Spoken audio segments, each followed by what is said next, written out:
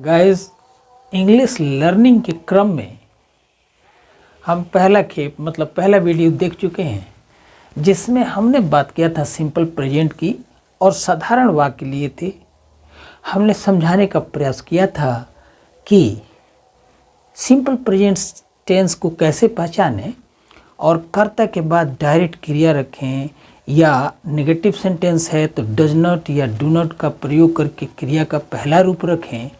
मतलब हमने डिस्कस किया था कि कोई भी अमुक वाक्य हो, अगर उसमें से हम क्रिया ढूंढेंगे, अगर क्रिया के अंत में ता है, ती है, ते हैं इत्यादि शब्द हों तो हम कहते हैं कि वो सिंपल प्रेजेंट है।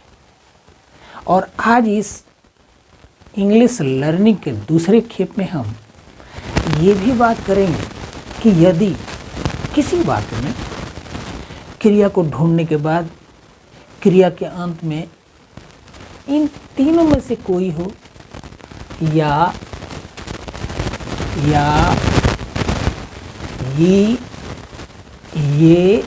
इन तीनों में से कोई होने के आगे, इसके आगे जस्ट बगल में बीच में थोड़ा सा गैप होगा और तब होगा ता है, ती है, ते हैं, या होने के बाद भी, या ये होने के बाद भी ये तीनों में से कोई एक, मतलब ता है, ती है, ते हैं, ये है तो इसके बाद भी तीन में से कोई एक ता है, ती है, ते हैं। तो यहाँ पर वाक्य का हम अंग्रेजी अनुवाद जब करेंगे तो थोड़ा सा सावधानी, और कौन सी सावधानी उसी को हम डिस्कस करेंगे और आज उसे सीखेंगे। हम जानते हैं क्रिया के अंत में ता है, ती है, ते हैं, और ये ऐसा नहीं है तो हम कैसे बनाएं। जैसे पहला सेंटेंस देखा जाए, कपड़े धोए जाते हैं। धोना शब्द क्रिया है। धोना शब्द के अंत में धोए एक के बाद ये जा एक गैप है और उसके बाद ते हैं आ गया, तो ये प्रेजेंट टेंस का दूसरा प्रकार हो गया। नाम हम नहीं रख रहे हैं, हमारा प्रयास तो ये है कि अंग्रेजी हम सीखें कैसे। तो हम ग्रामर के अमुक शब्दों का, टॉपिक का नाम न रख के और एक साथ पिरो रहे हैं अनेक शब्द, अनेक प्रकार के वाक्यों का। तो यहाँ कपड़े धोए जाते हैं, ये सेकंड प्रकार का वाक्य है। हमें सीखना है कि इसको अंग्रेजी में अनुवाद कैसे करें। दूसरा वाक्य ले लें, गहने बनाए जाते हैं। बनाना क्रिया है, इसके अंत में ये आया है, क्रिया के अंत में बीच में गैप जा के बाद ते हैं, ये दूसरे प्रकार का वाक्य हो गया। और गाड़ी हाँकी जाती है। हाँकना शब्द क्रिया है और इसमें हाँकी मतलब ई के बाद जा को छोड़ के ती है आता है, ये भी दूसरे प्रकार का वाक्य हो गया। पौधे सींचे जाते हैं। सींचे, सींचना क्रिया है और इसमें चे मतलब ये के बाद ते हैं। तो इधर हमने 4 वाक्य लिखे और चारों सिंपल प्रेजेंट का दूसरे प्रकार का वाक्य है। पहला वाक्य इधर आते हैं, हम देखते हैं पहला सेंटेंस है, धोबी कपड़े धोता है। ये पहले प्रकार का वाक्य है। इस वाक्य में करता है धोबी, तो धोबी के लिए हम द वॉशरमैन लिख लेंगे। द वॉशरमैन, और धोने की अंग्रेजी है वॉश। तो वॉश क्रिया के अंत में एसएच है और चूँकि सब्जेक्ट सिंगुलर है तो हम यहाँ पर ये से लगा देते हैं। मतलब द वॉशरमैन वॉशेज क्या धोता है, कपड़े, तो लिख देंगे द क्लोथ्स। अब हमारा ये वाक्य हो गया, the washerman washes the clothes. अगला है, सोनार गहना बनाता है। यहाँ पर सोनार के लिए है the gold Smith, the gold Smith. बनाने के लिए हम ले लेते हैं अंग्रेजी मेक, तो इसमें एस लगेगा क्योंकि सब्जेक्ट सिंगुलर है। तो द गोल्ड स्मिथ मेक्स, गहने को जेवल लिख लेते हैं, जेवल्स। उसके बाद चालक गाड़ी हाँकता है, ये हम जान चुके हैं। चालक के लिए द ड्राइवर, द ड्राइवर। और हाँकना के अंग्रेजी ड्राइव, सब्जेक्ट सिंगुलर है तो इसमें हम एस लगा देते हैं। The driver drives vehicle, vehicle मतलब गाड़ी। और अगला सेंटेंस, माली पौधों को सींचता है, माली के लिए द गार्डनर,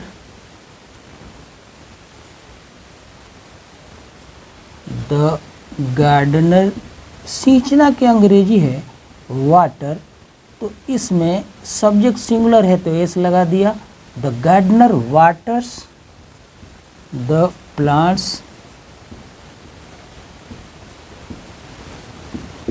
अब हमें सीखना है कि कपड़े धोए जाते हैं, ये दूसरे प्रकार का वाक्य, तो इन्हें हम अंग्रेजी में अनुवाद कैसे करें, तो पहले सीखें।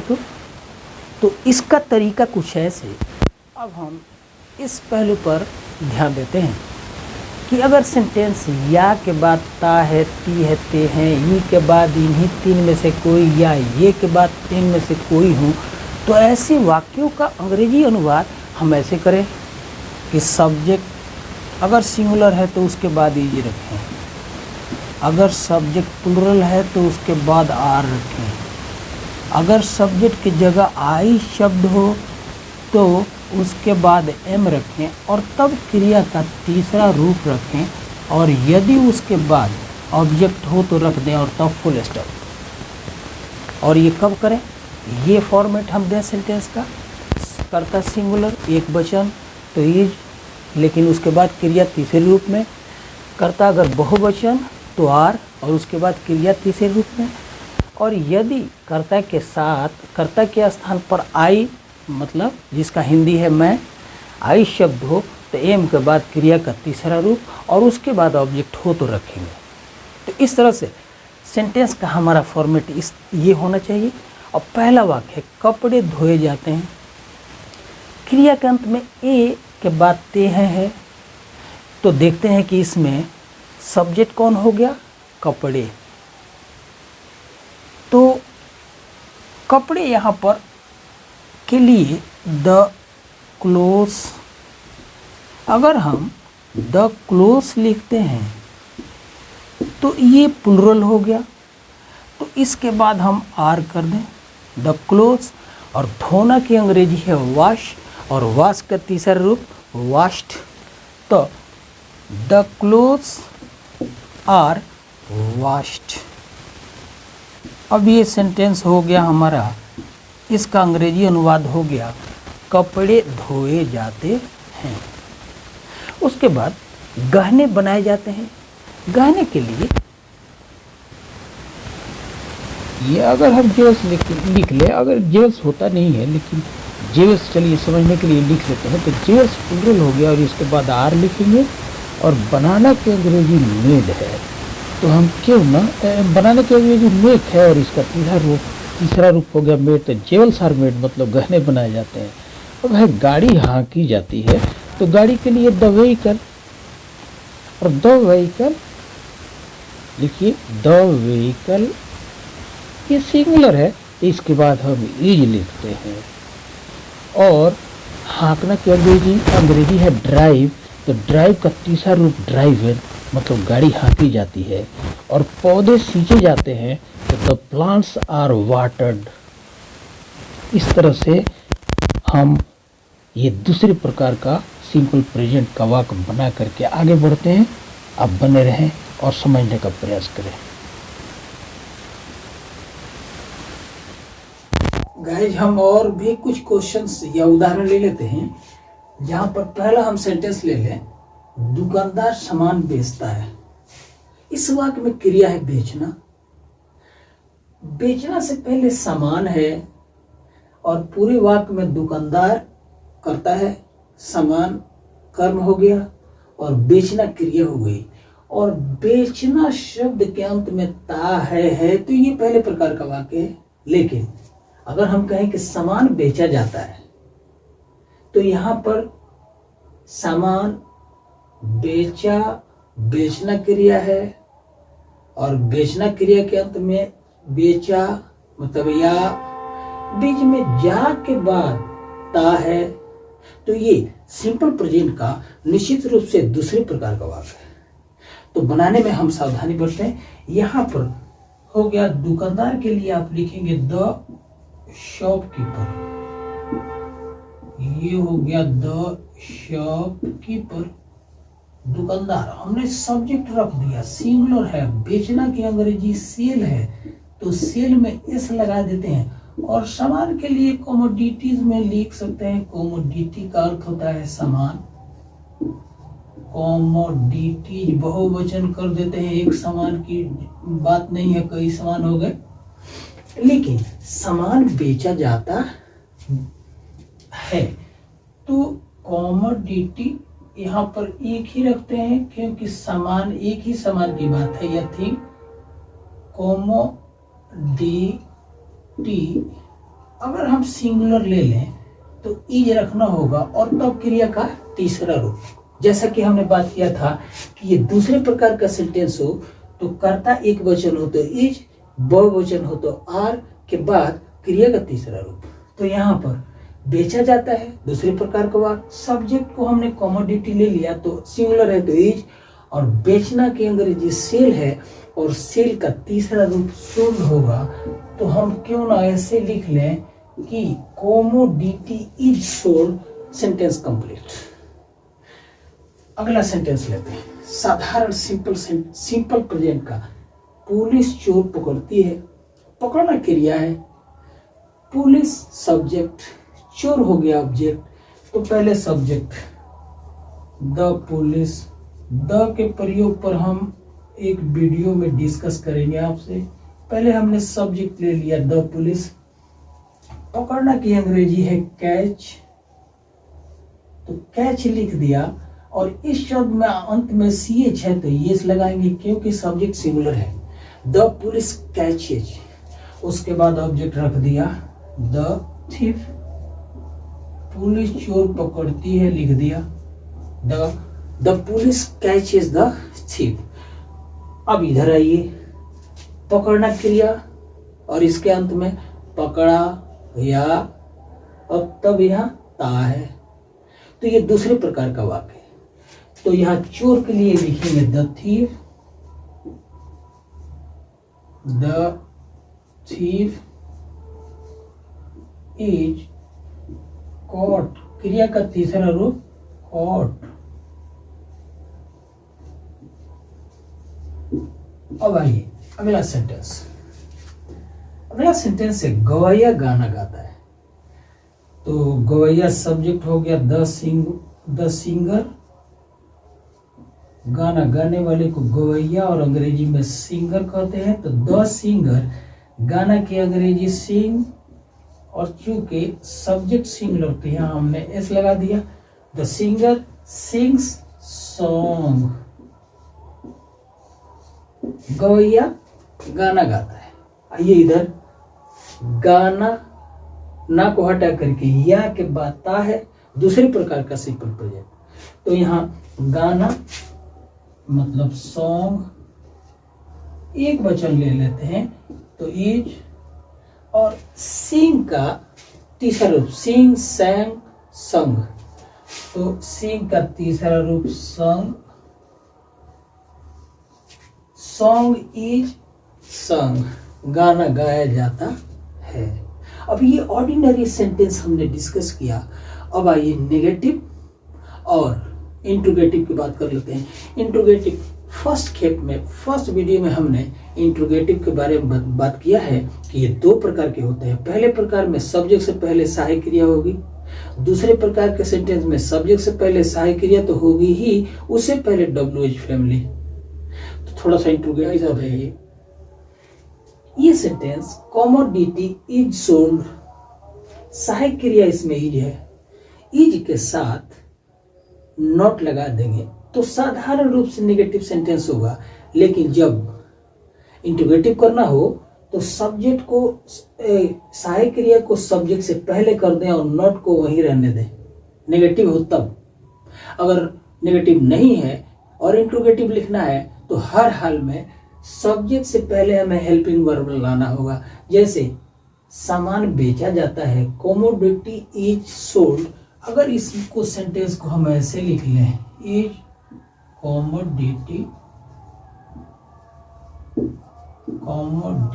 करके नॉट सोल्ड, तो ये सेंटेंस इंटेरोगेटिव हो गया और यहां पर क्वेश्चन मार्क तब देंगे।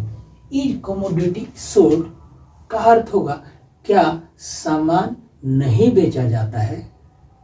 लेकिन यदि नॉट को यहां से हटा दें हम, इज कमोडिटी सोल्ड क्या सामान बेचा जाता है, और यदि हम यहां वाई लगा दें और वाई लगाएंगे तो आई को छोटा करना होगा, क्योंकि सेंटेंस लिखने के यही ग्रामर है कि जो सेंटेंस शुरू करें तो पहले लेटर कैपिटल और बाद में सब स्मॉल, अगर प्रॉपर नाउन नहीं है तो why is commodity sold second प्रकार का इंट्रोगेटिव, सामान क्यों बेचा जाता है। इसके बाद हम अगले स्टेप में अगले सेंटेंस को इसको हम हटाते हैं और नेगेटिव सेंटेंस हम यहां भी बनाने का प्रयास करते हैं। दूसरा सेंटेंस है चोर पकड़ा जाता है। ये आज हम दूसरे प्रकार के सेंटेंस पर ज्यादा एम्फेसिस दे रहे हैं। द थीफ इज कॉट, इसका इंट्रोगेटिव इज पहले कर दिया सब्जेक्ट से और सब्जेक्ट निश्चित रूप से इज द थीफ। अगर हम नेगेटिव बनाएंगे तो यहां नॉट कर देंगे और कॉट क्रिया का तीसरा रूप, तो इंट्रोगेटिव हो गया। और is the thief not caught, क्या सब्जेक्ट से पहले अगर हेल्पिंग वर्ब है और उसका हिंदी कहेंगे तो क्या निश्चित रूप से आएगा, भले ही हेल्पिंग वर्ब कुछ भी हो। तो यहां भी सब्जेक्ट है द थीफ और इससे पहले इज आ गया हेल्पिंग वर्ब, तो इसका हिंदी कहेंगे तो क्या से सेंटेंस शुरू होगा, is the thief not caught, क्या चोर नहीं पकड़ा जाता है। और सिंपल प्रेजेंट है तो क्रिया के अंत में ता है, ती है, ते हैं आएगा ही। तो is the thief not caught, not हटा दिया, इंट्रोगेटिव सेंटेंस अफर्मेटिव फॉर्मेट। तो इज द थीफ कॉट, क्या चोर पकड़ा जाता है। और इससे पहले हम WH फैमिली, तो इज को छोटा कर दिया आई को और यहां कर दी वेयर। अब ये दूसरे प्रकार का interrogative, where is the thief caught, चोर कहां पकड़ा जाता है। अगला सेंटेंस ले लेते हैं, गाना गाया जाता है। सॉन्ग इज संग, यहां भी इज कर दिया, सिंगुलर है, इज कर दी हमने सब्जेक्ट से पहले, इज सॉन्ग संग, क्या गाना गाया जाता है, क्वेश्चन मार्क। व्हेन इज, इससे पहले हमने WH फैमिली लगा दी, when is a song, when is a song sung, गाना कब गाया जाता है। तो गाइस, मैं आशा करूंगा कि आपको बात कुछ समझ में आ रही होगी और हम चाहेंगे कि आपको कुछ सेंटेंस दें और आप उनका अंग्रेजी अनुवाद करें और उनका ट्रांसलेशन भी हम उसी के साइड में दें। तो पहले हिंदी कुछ सेंटेंस दे रहे हैं और मिश्रित रूप उसका अंग्रेजी अनुवाद उसके जस्ट बाद। आप तैयार हैं? अगर तैयार हैं तो एक बात ना भूलें, चैनल को सब्सक्राइब जरूर करें। आप चाहते नहीं कि राकेश मैथ्स का ग्रोथ हो, हमें बचाना चाहते हैं तो जरूर सब्सक्राइब करें। गाइस, अभी सिर्फ 4 सेंटेंस। पहला सेंटेंस, मछुआरा मछली पकड़ता है, आपको अनुवाद करना है। और चेक करना।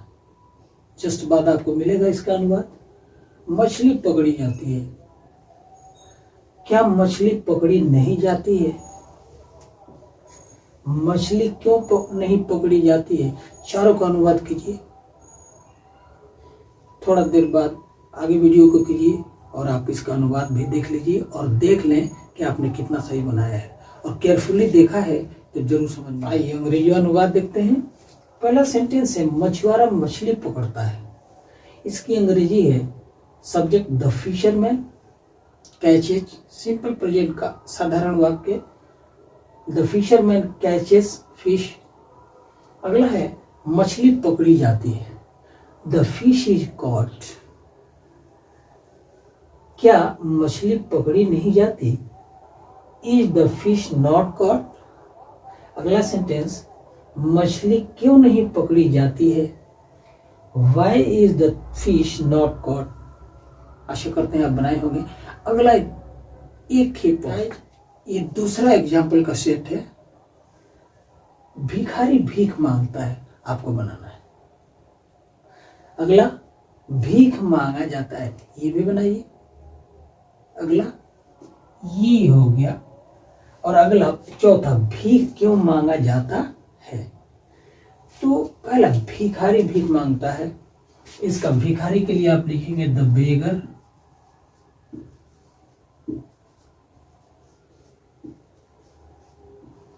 द बेगर सिंगुलर है तो आप यहाँ भीख मांगने की अंग्रेजी है बेग, तो इसमें एस लगा देंगे। The beggar bags. अगला सेंटेंस भीख मांगा जाता है, इसकी अंग्रेजी आप लिख लेंगे इट इज बेग्ड। क्रिया का तीसरा रूप, बेग का तीसरा रूप बेग्ड, इट इज बेग्ड। क्या भीख मांगा नहीं जाता है? तीसरे का इज इट नॉट बेग्ड। क्या भीख मांगा नहीं जाता है? और क्वेश्चन मार्क इंट्रोगेटिव सेंटेंस है। भीख क्यों मांगा जाता है? Why is it begged. भीख क्यों मांगा जाता है? इस आशा में कि आपको इंग्लिश कुछ समझ में जरूर आया होगा। इस वीडियो में मैं पहले वीडियो का भी लिंक डालूंगा और आशा करता हूं कि आप हमें कमेंट के द्वारा हमारे हौसले जरूर बढ़ाएंगे। धन्यवाद।